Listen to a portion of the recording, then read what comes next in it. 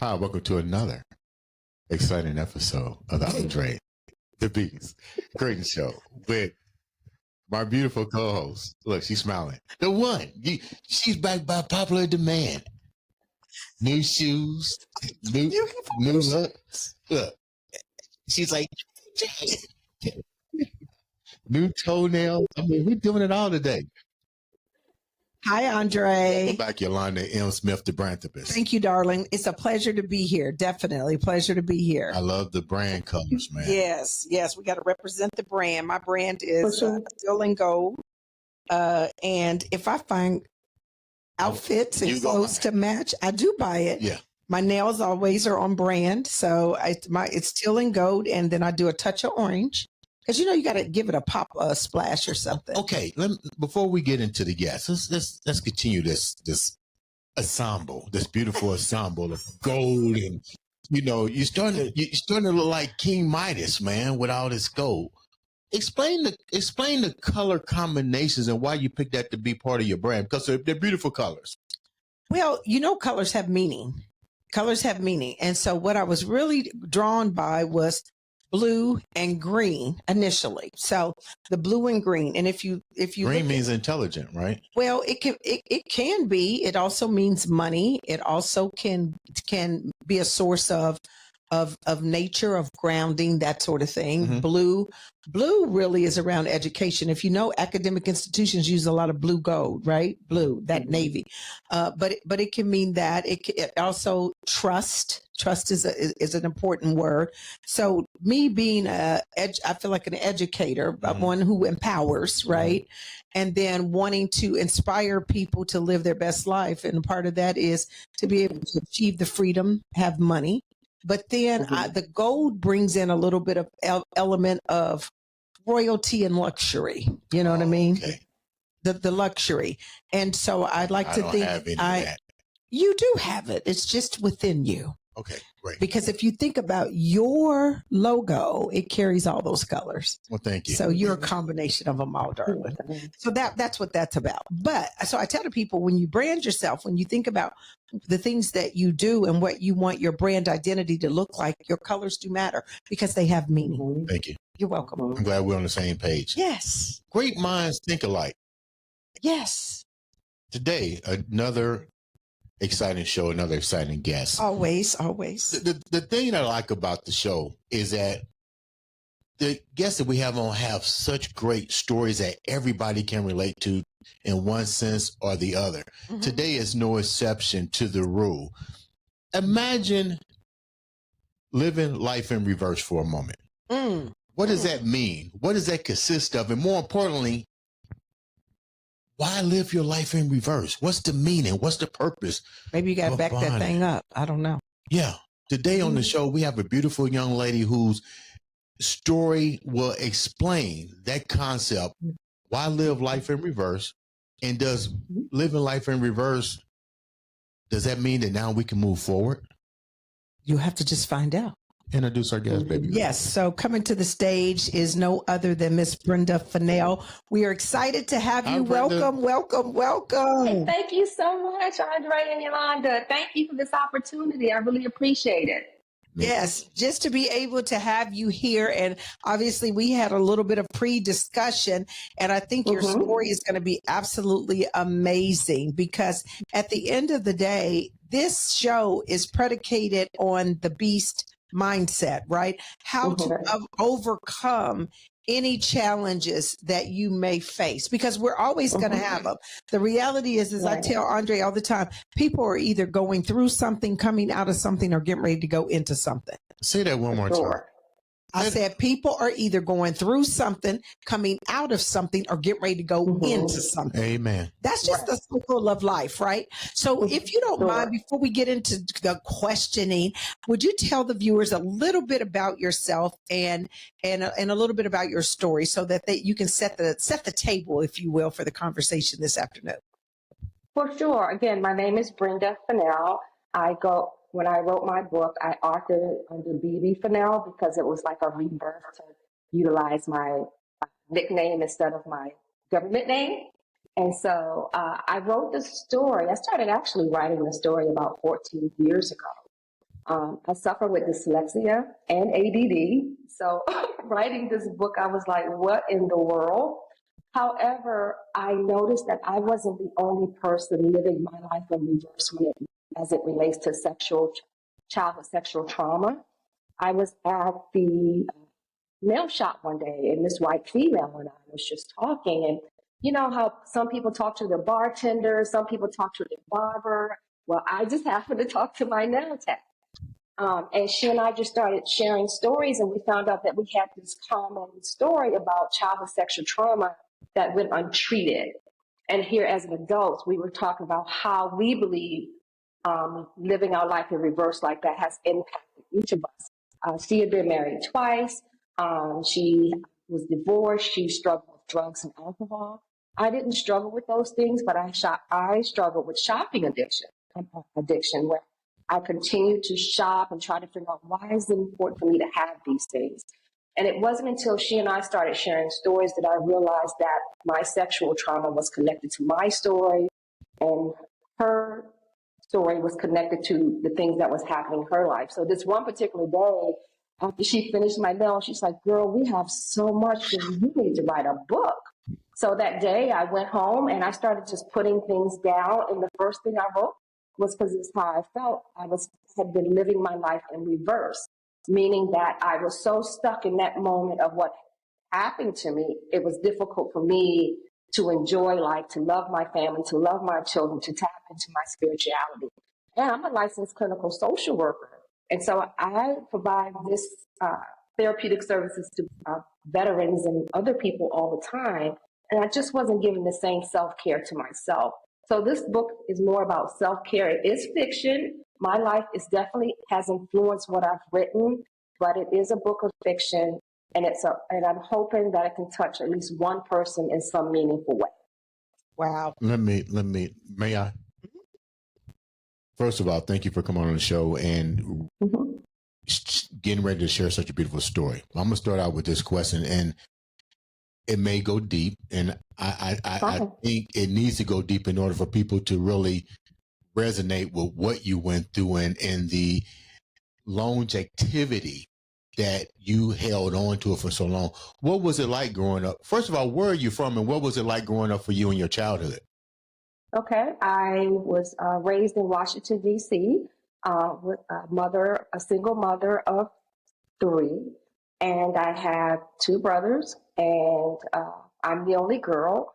And my mother was gone a lot. She worked a lot. And of course, I'm the youngest child, so I was left home along with my brothers quite often. I had one brother who suffered with drug addiction, and he happened to fall asleep one night, and his friend came in and sexually assaulted me. So that's when the history of my sexual assault started.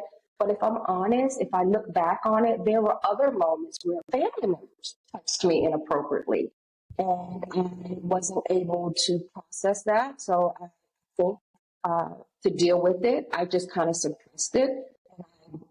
And I, tried to live my life as best as I could. But then I married this amazing man 37 years ago. And early on in our marriage, I used to fight in my sleep all the time. And it wasn't until I started to get therapeutic services that I realized that the fighting had to do with something that happened to me 13 years, when I was 13. So when you are abused, whether it be sexually, physically, emotionally, psychologically, those things can stay with you if you do not get help. And I just happened to grow up in a family and a culture that didn't believe in getting help. It's like, go to church, pray about it. What happens in this house stays in this house. So if you're going to talk about it, you better talk about it to a minister or someone who's not going to share your story. And so for me, I never got treatment until I was an adult. And just not me, but I'm finding that since I've written this book, a lot of people that I'm connected to have never received therapy until they were older, a lot older. You mentioned 13 years old. It started when you was 13 years old. It started in the household was it multiple people outside of the perpetrator who was a friend in the house? Like, how long did this take place, and how long did it take place? Yeah. Right. So the actual sexual assault happened when I was I was 13. But prior to that, it was other situations where I had family members touching me. I think the earliest that I can remember is I was about around 8 or 9 years old, where, relatives, cousins, whomever was, touching me inappropriately. And I suffered in silence because my mom struggled to maintain employment and housing. So we were a transitional family where we moved around. And so in order to not be homeless, my mother would put us in I don't think she did it on purpose, but she would put us in unsafe situations, myself including my brothers, where we were just sexually abused. And then when we told her about it, she didn't believe it. She didn't believe us. And so that's another layer of the trauma that I had to deal with, that my mom didn't keep me safe. She didn't believe me. She didn't keep me safe. And this stuff not happened to me once. It happened to me several times. And it happened to my brother, my youngest brother, who's older than me. Where was your father? Then you wish you could tell me that. No. Ask me some easy, okay? Let me redo my it. mother was a single mom. She was a single mom. Yeah. So your father was not in the picture anywhere you knew of him or nothing. So who did a male role model? I knew of him, but I didn't know him, if that makes sense. Okay. I knew who my father was, but my mom left him when I was like 9 months old. And so she didn't have the resources, the education. She just didn't have what she needed to provide a healthy, safe environment for my brothers and I. And so we went from home to home until I think we got stable around when I was about 9 years old. Was there ever a male in the house that she you had consider a few boyfriends? Yeah. Okay. Yeah, she had a few boyfriends, but no, not consistently. No. Did anything inappropriate happen with the so-called boyfriends? Because no, you've been never. victimized. So that was that ever concern of you? Knowing that she's bringing the man in, knowing the fact that you've been violated. I mean, your trust can't be strong as it relates to males at this point. For sure. But by that time, when she brought this one particular male in, my brother was 6'4", 265 pounds, and he was very protective of me. So no, at that point, I wasn't worried too much. Mm-hmm. Not with the men. It just happens that my brother, the night that I was assaulted when I was 13, he wasn't home. My brother, who normally protects me, he wasn't home. And so this person comes in, my other brother friend comes into the house. I'm sleeping, comes into the house. And when you read the book opens up like that. So that part of the story is true. Of course, the names have been changed. But yes, I was asleep. My perpetrator came into my bedroom and he sexually assaulted me. God bless you. And holding on to it, though, I think this is where maybe we can really, really help people. Knowing what you know today, what would you tell your younger self? Oh, wow. One of the things, I have a quote that I always use. It's in my book, and it talks about I should have told someone. And then I always say I should have felt safe to be able to tell someone because, again, my mother's, if you put this in cultural, the era in which this happened to me in the 70s, you remember when you were on food stamps and welfare and receiving public assistance, the social workers were always in your house. And from a cultural perspective, Black culture anyway, you have been taught, don't tell those people what happens. Don't say nothing to them. When they come, you sit down and be quiet. Correct. You're to be seen and not heard. And so I grew up being seen but not heard. And so I took that same persona into my adult life. I was seen but not heard. With my husband, I was seen but not heard. And so I think about all the relationships, even with my children, I'm seen and not heard. So for a long time, I never felt respected by people who I loved and I felt was there to support me. And the reason being is because I was taught to be seen. And so would you just not speak up for yourself, but I'm assuming you would speak up on behalf of your children. I was just going to ask. Oh, yes. Yes.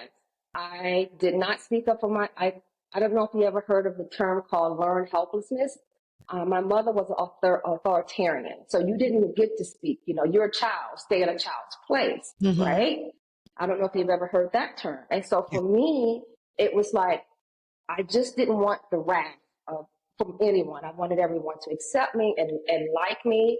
And if it meant that they had to sexually assault me, then okay, I just don't want anyone to be mad at me or to be upset with me. But then I had my own children, and I became a mama bear, and wouldn't let I have 2 daughters and a son, and I would never let them go visit people overnight. They could go spend the day, but as far as coming and spending the night, no, I wasn't. Just couldn't do it. I was very protective. And so what impact did this have then on your professional life? Oh, wow. So, again, I'm a licensed clinical social worker, and I started working in a school, Indianapolis Public Schools. When I met my husband 37 years ago in D.C., we moved from D.C. to Indianapolis. And you know throughout that's my where life, we are, right? Indianapolis? Yes. Oh, okay. I know. I thought you guys were in Carmel. Well, we're north, so we're at the Keystone Crossing, which is Carmel. I'm in Carmel. Yeah. Okay. All right. So yeah, I moved here in the late 80s with my husband, and we had these beautiful. I had a child prior to my husband. I forgot to tell you that. Yes. So imagine me meeting my husband. My daughter is 4 years old, and I am so protective of her. I wouldn't leave her alone with him. And then those moments when, like, if I got off of work and he happened to pick her up, I'm like, is everything okay? Did anything happen to you? Did he touch you? You know, it's just, the lack of trust, yes, that I had. And it really got on my daughter's nerves. She's like, no, mom, no, mom, no, mom. I'm like, okay. Because I wish my mom had asked me those questions. Brenda, do you feel safe? Has anyone touched you? And not only I wish I had that relationship for me to be able to ask, but trust that she would do something about it if I did tell her. So there was a lack of truth. Hold on a minute. Ahead. Let's go back a minute. Okay. You mentioned the mama bear scenario. Right. You go into a relationship with your new husband. 2-part question. Okay. Did you share with your new husband? Say the same thing. Yeah. Great minds think alike. Did he know? Yeah. Does he know what you went through? And more importantly, because your daughter's saying, yeah, mom, she's getting tired of the scenario. Yeah, mom. Did you share with your daughter what you went through? No, because she was 4 or 5 years old at the time. But as she aged, I shared my story with all my children. What age did you share it with? Because that's important for people to know, because a child should stand in a child's place. And then the ideal of being able to process what's going on also plays a key role. So about what age was it that you start telling your children this as well? My oldest daughter, I think she must have been about 7 or 8, because it's at that time when she wants to spend the night with, her peers. And she's trying to figure out why I won't let her stay. And if I'm honest, I didn't tell my husband until one particular night when he came in early on in our marriage. He came in to kiss me, and when he woke me up, I was just fighting for dear life. I remember fighting him, and he's trying to figure out what's going on. And so that night, I told him, and I think wasn't even our first year married. How did he take what you said? Because that's a lot to try to process in any relationship. For sure. He was absolutely God sent, just very passionate, kept apologizing that he was sorry that happened to me. And then he started to experience his own traumatic issues related to my story, because now, should I kiss her? Should I not kiss her? I was just getting ready to ask that. Like, how does that change the relationship and the intimacy part? Because now deep down, you have triggers that haven't been addressed through therapy at this point, correct? Correct. Correct. And so he has to change his whole behavior, his whole approach. He can't wake me up in the middle. You know, intimacy sometimes happen in the middle of the night. But I have to be conscious that that's going to happen. Because if he would come up to me and wake me up and startle me, then I would fight. And then he would feel bad. And, you know, how do you go from waking up fighting and then now my spouse or he's expecting me to be intimate? So again, it was a struggle, and it was a struggle for a long time. And remember, I didn't get help. So now here it is, we have this issue that's developing, that's festering in our marriage, and I'm refusing to get help because why would I get help? Black folks don't get help. Black folks go to the altar, pray, and keep it moving. Mm-hmm. And so that's what my story was. And so it wasn't until I met my nail tech and she started to talk about her history and that she went to get help. I said, you went to get help? You went to therapy? I mean, I said it as if it was a bad word. That's how bad it was because I was in denial that I being needed a social worker and knowing the value of therapy. I wasn't a social worker at the time. I was going to school to be a social worker. Okay. Yeah. And so it wasn't until I met her, she shared her story about therapy. And then when I meet her, I'm in undergrad. It wasn't until I got to my master's that I started to realize, wow, you know, I learned about learned helplessness. You know, I learned about my mother being authoritarian. I learned how those things impacted me. I learned about ADHD. I learned about dyslexia. I learned about post-traumatic stress. And then I realized that I suffer with something called complicated post-traumatic stress. Because after a certain period of time, I mean, this happened when I was 13, and here I'm in my 40s just realizing that I need help. Mm-hmm. So it has been a long battle for me to get there. Thank God that I had a husband that was supportive, and I had this amazing friend that kind of normalized how I was feeling. And it wasn't until I felt safe. You know, when you're telling something is this painful, the first thing oftentimes people, only speaking for myself though, I needed to feel safe before I could. If I didn't trust my own mom with this, why would I trust anyone else, if that makes sense? Mm-hmm. And so for me, I had to feel safe. And at some point, I don't think it was a conscious decision like I feel safe. I just felt safe, if that makes sense. Yeah. So this is interesting because I just kind of think about me growing up and I didn't have those issues, but I had a very protective brother. Mm-hmm. And so did you tell because if I had told my brother, he might still be in the penitentiary right now because he would have killed him. Yeah. I mean, so did you share that with your brother or you did not? Actually, my brother came home. Again, he wasn't home that night when it happened. The other one was passed out, right? The other one's passed out, drunk and high, yes. And so the next day, a part of this is that my mother wasn't even in town. And so when my brother, who's protective of me, came home the next day, I told him, we called my mother, and she did not believe me. Oh. Let me. And then your brother just kind of dropped it? No, he did not drop it. He was after the person who did it, but he couldn't find the person. And then my brother, who was on drugs, the next day they both went out looking for him and they couldn't find him. Gotcha. And thank God, because they would have ended up in the penitentiary. Exactly. Yeah. Let's go forward a little bit here. Okay. 2-part question. Okay. What's up with the 2-part? I don't know. It just sounds good. 2-part question. Because my mind is like really. They got 5 parts. My mind always travels ahead, like the speed of sound. You know. Yeah, I'm always like, boom, I'm out there, like really engaging in the story. So let me go here with this 2 parts. Okay. I was 3, but 2. Okay.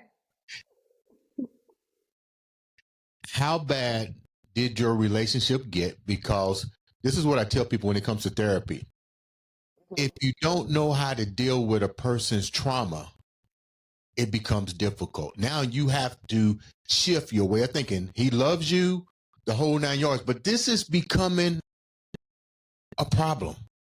How long Or is it? Or is it? How long? Well, it did because she went and got help. So how long did that take? And was the marriage on shaky ground now? Because you're not admitting to go get treatment. He doesn't know how to really deal with it, but you guys are doing it because you love each other. But there's a breaking point of the code of silence now being unleashed upon him, but he still has no way of dealing with it, and you don't know how to deal with it. So was the marriage getting ready to almost dissipate before you decided, before the opportunity came for you to go get help? Great question. Actually, no, our marriage was never in jeopardy. I am 3 kids into it now. We've been married about 10 years, and he is a police officer. Thank you. He's a police officer. Yeah. Yeah, it's been 37 years now, but I'm talking, this has happened when we were like in the 10th. He's a police officer working homicide, and he's never home. So I think it saved our marriage because he's working some late shifts, so I don't have to worry about waking up fighting. So in my head, oh my gosh, I don't have to deal with this because he's not home, he's not waking me up, I don't have to fight, I don't have to worry about pretending to be wanting to be intimate with my spouse when he just woke me out of a night terror, you know? And so that wasn't an issue because he was not there. He was working all the time. However, when he was home and now I have migraines and now I have insomnia, I'm irritable and I have 3 kids I'm trying to take up. So what am I doing? I'm whining and complaining all the time, right? He doesn't have the patience to deal with that. It's like, either you're going to go get help or you're not. You need to figure this out because I have to work. Because now at this point, I am basically a single mom because he's working all the time. And so from his perspective, either you're going to go get help or not. But I will say, to my knowledge, I don't think our marriage was ever in jeopardy. He just wanted me to go get help because he recognized that I needed help before I did. Because remember, I'm in denial. Right. Denial is protecting me from having to deal with all this. Yes. No, that happened to me a long time ago. I got to get over it and move on. I was saying the words, but I wasn't living the words. I was stuck in that moment of when I was 13 and that person came into my bedroom and they raped me. Yes. Can I do one more, please? I thought you did a question. She just answered the 2 parts. He got 2 more parts. Listen, didn't he say let you run this interview? I ain't saying 2 good words. So that's to me not being here. That's all. Let's talk about the reverse part. So now I'm listening to your story. So I'm putting myself in your shoes because that's what you have to do. So from a compassion standpoint, I would think outside of confining in your family in your husband, I would think the most difficult part of this journey is now you have to go to therapy and feel comfortable being totally transparent in this part. But this is where I'm going with this. Okay. So people can understand. Therapy is almost like a you shopping for the different outfits. You got to find the right one. The right one. Yeah. Because they are not all made. How many times did you wind up having to go to different therapists? And what was that journey like for you? And how did you wind up finding comfortability in the right one, and why? Okay. So a lot, girl. I know. When I went to therapy, my first time going to therapy, I didn't go to therapy for what happened to me, my PTSD. I went to therapy because I was struggling at work. So it's like EAP.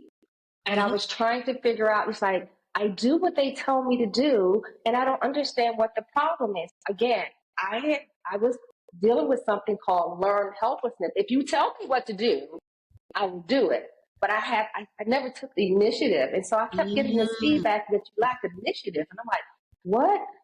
But if they tell me to do something, I do it. So that was my first time. So EAP, no, I didn't talk about that. It wasn't until I hope I get through this story without crying. My daughter is 12 years old. My oldest daughter is 12 years old. And I am a mama bear smothering So she decides that she wants to go live with her father in Washington, D.C. It just broke my heart, right? It's like, oh my God, why is she leaving me? I'm protecting her. She's safe. No one's touching her. You know, I'm projecting my life onto her. My life was not her life because she didn't experience what I had experienced, and it was driving her nuts. So at 12, she decided that she wanted to go live with her natural father.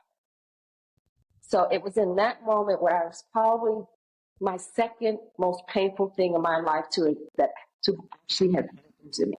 And it was in that moment when I went and the therapist asked me why I wouldn't allow her to do these things. And it was the first time that I had shared with someone outside my family about the sexual trauma. And that was like the opening for my beginning to live my life forward just a little bit. I was just giving her enough to understand why I was, why I was so overprotective. And so I went with her for a little while, but then I thought, you know what, I want to find a therapist that looks like me. Not that it was anything wrong with this therapist. That therapist was more with family and spousal. I needed someone who could help me deal with my sexual trauma. And so I kind of understand that cultural thing too, because we did have certain mindsets about what therapy was, what wasn't, what went unspoken. Everybody had that one uncle. Everybody, I mean, these were things that were real to us that another culture would not even understand. They'd be looking at you like, huh, what do you mean? Tell me more. You know what I mean? Yeah. So you're right. And so we lived under this mentality of what happens in this house stays in this house. And so if I'm working under that premise, then why would I think it's okay to talk to anyone? However, now I'm married. I have my own children. I want them to have healthy esteem. I want them to feel safe. But I was so far right. It took me a long time to recognize, Brenda, their story is not your story. You have a two-parent home. Your husband's a police officer. You protect them. You have more resources. You are here with them. It is okay to allow them to do A, B, and C. But if you talk to any one of them, they will say, oh my God, she smothered us. And I always go, I'd rather smother them to be sexually assaulted. That was my way of thinking. However, for them, I was creating anxiety in them, because they were feeling overwhelmed, because now they have trust issues. My mother went through this. So I started to project my feelings onto them. And so I had to kind of figure out some balance in that, But by this time, my daughter, she's already living in DC with her husband. Now, too, and I don't want to lose them. And so now I'm trying to just navigate this. And it was in that moment when my oldest daughter left that I realized that I needed help. I just truly needed help. So let's talk a little bit about the book, because I want to share the book with people, and you can raise it up and show it. I think you got the book there. So just kind of show them the cover of the book. Yeah. And it's Living Life in Reverse. Okay. So take us on a little bit of the journey about the book. Okay. Yes. First of all, I'd like to say shout out to my daughter, Courtney, who designed the cover of the book. She's an artist, so kept it in the family. It opens up when Mara's asleep. She wakes up. She's having a nightmare. Why? Because she's suffering from post-traumatic stress. She's trying to do everything, put Band-Aids on it. She thinks that, if I just get some sleep, I'll be okay. But what Mara doesn't recognize is that she's been suffering with insomnia since she was 13. She's been suffering with migraines since she was 17. She was suffering with anxiety and depression since she was 17. And then anxiety is future oriented. She's so focused on, how to hide this. She puts more energy in trying to hide her post-traumatic stress than to deal with it. So she recognizes that it's impacting her relationship with her daughter, who's 10, her husband. She doesn't have any friends because she doesn't feel like, she wants to deal with that. So she doesn't have any friends. She has brothers. One brother is estranged. One brother is getting therapy. And here's I think what I love about what I did in this book is like, The siblings and Mara are all dealing with their own post-traumatic stress, dealing with this one event, but they just all experience it differently. But from Mara's perspective, so what? So what? Y'all had to deal with the aftermath. I had to deal. So she is minimizing. She's minimizing what they had to go through. You have a brother who felt like, I should have been there to protect you.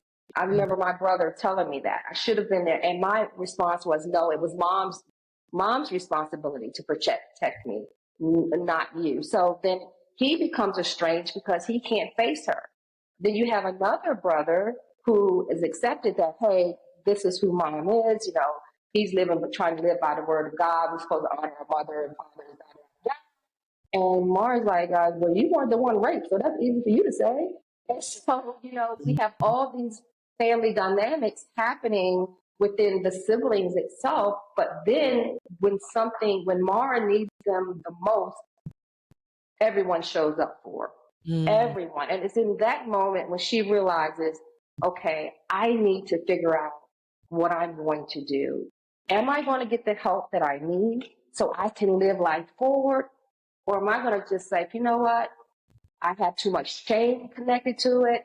And so I can't do it. I don't want to talk about it. It's too painful. It's overwhelming. I don't want to deal with it. Being in denial works for Mara. And that's what she wants to do. She wants to stay in denial.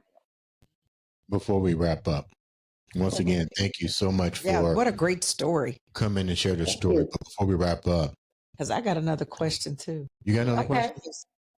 Can I ask mine? No, so this is just okay. Go ahead. Ask you do question, the wrap up. and I'll do the wrap up. I just have one more question, and that was, where's the relationship with the family today?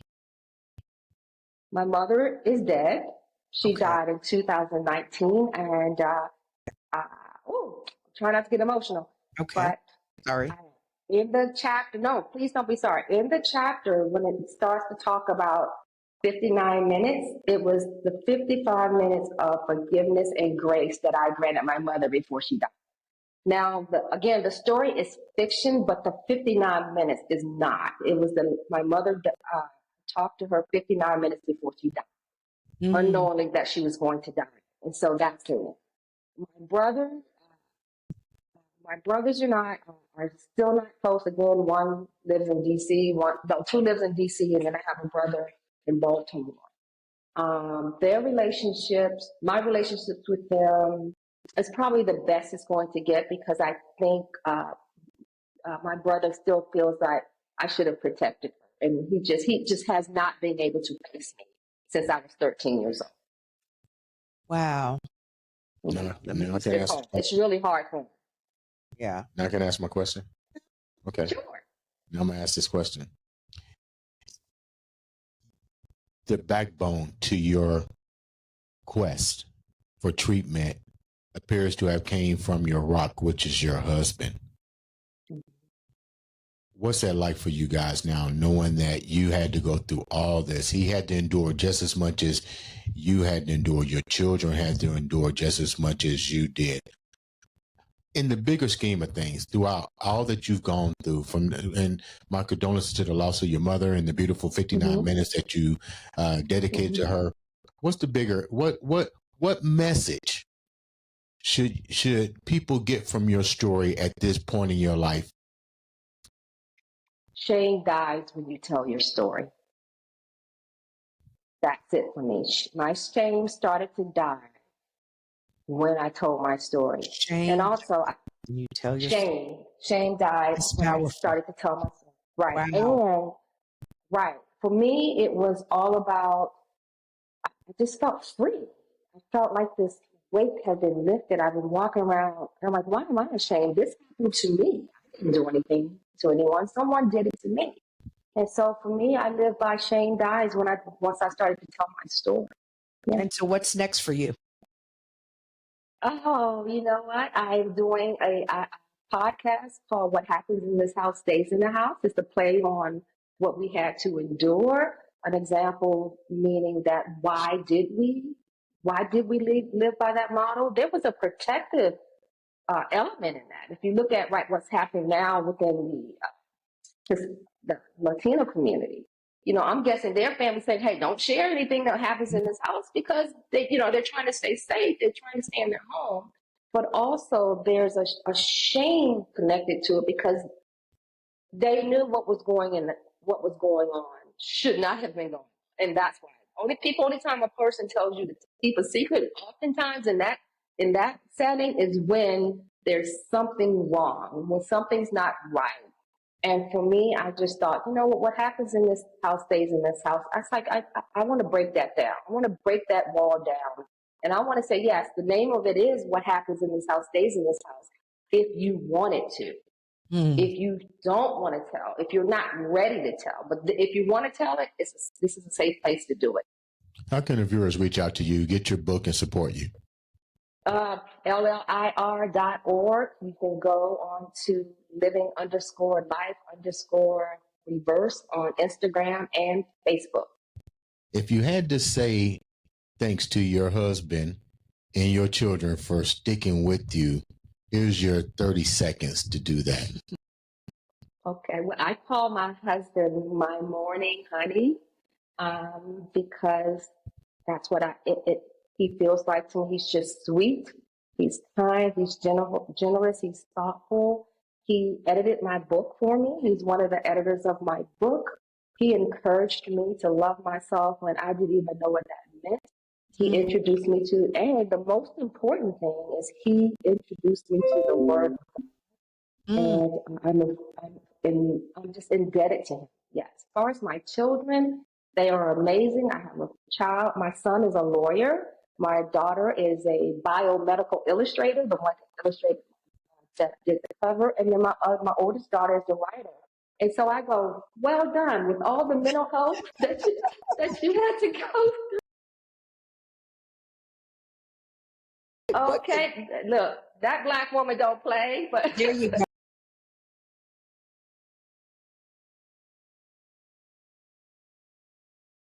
Sure. This is definitely. No, I didn't want to cut you off. What do you want to end with? Go ahead. And so for my children, I feel like I'm leaving them a legacy of self-care and self-love and self-respect. Yeah. Yes, Sure. yeah.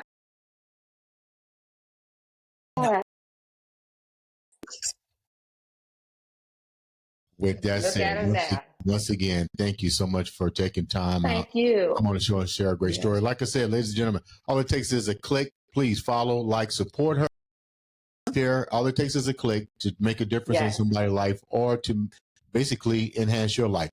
Yolanda, thank you for taking time out to once again grace the seat. How can they reach out to you? Because you're doing your own thing too. I gotta let people know what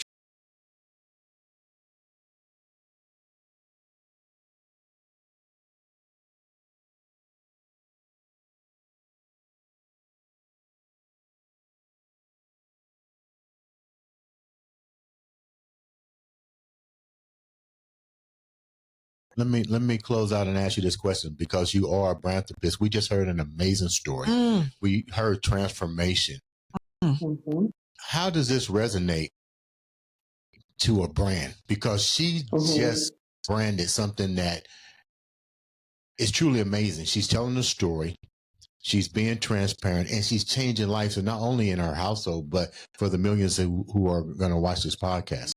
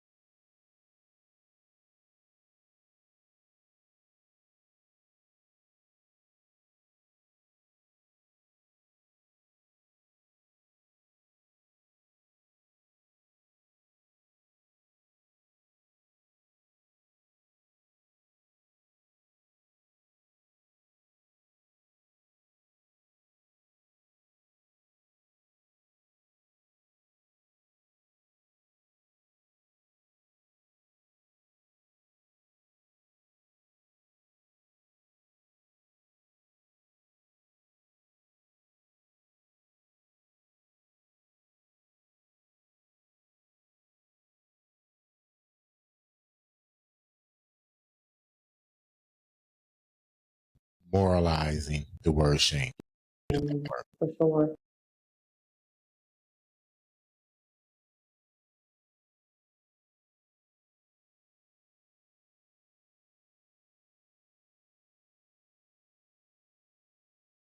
Exactly. So, ladies and gentlemen, Exactly. this has been another exciting episode, the Andre